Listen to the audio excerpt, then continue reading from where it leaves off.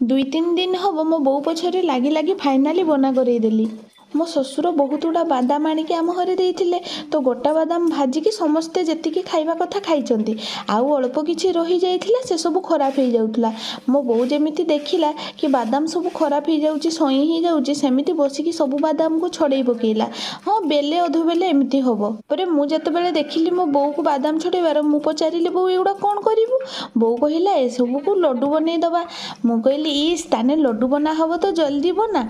आउ कही 2-3 दिन लगेदेला लड्डू बनैबा पई।